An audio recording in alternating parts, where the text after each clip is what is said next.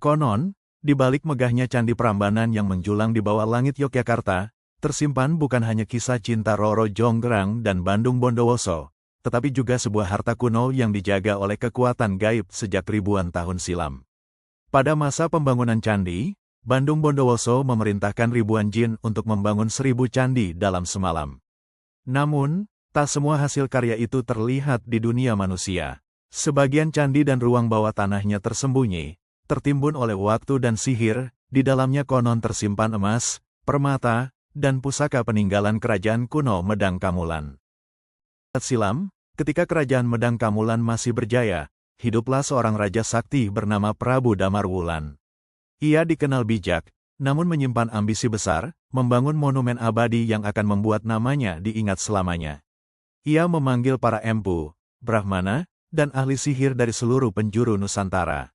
Di bawah perintahnya, mereka membangun 1000 candi yang kelak dikenal sebagai Candi Prambanan.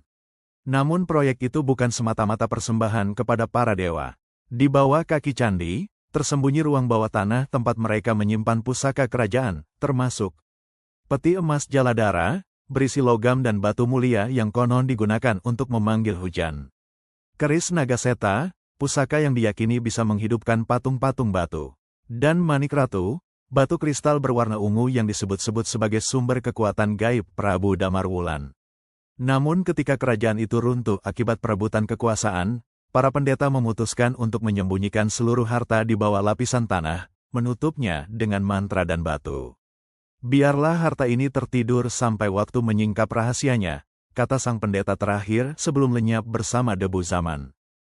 Candi Prambanan Penrana diteliti oleh seorang arkeolog muda dari Yogyakarta baik tidak nama samarannya Rendra.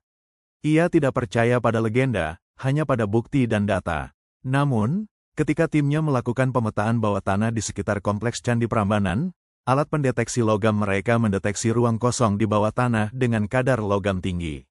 Ini mungkin gudang batu atau lorong lama, kata Rendra.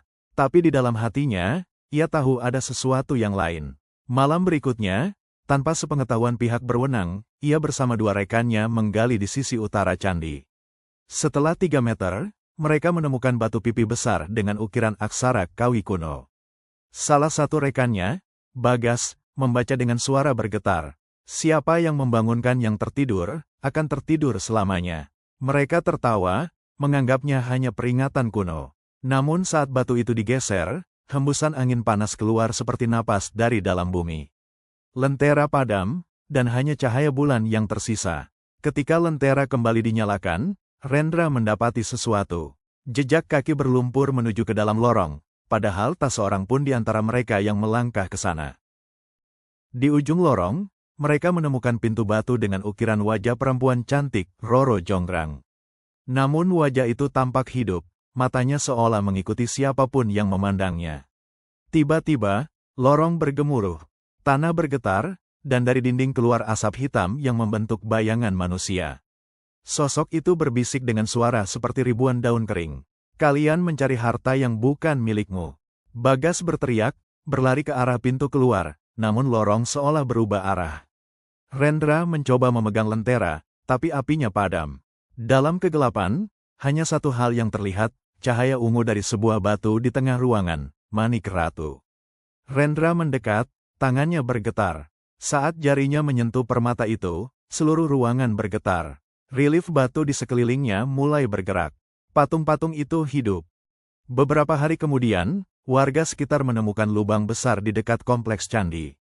Tak ada tanda-tanda Rendra dan timnya. Namun di dasar lubang itu ditemukan batu berbentuk wajah manusia, dengan ciri-ciri yang mirip Rendra.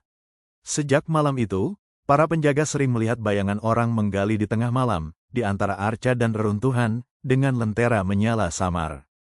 Dan dari dalam candi, masih terdengar bunyi palu dan pahat, seolah para jin masih terus bekerja, membangun 1000 candi yang tak pernah selesai.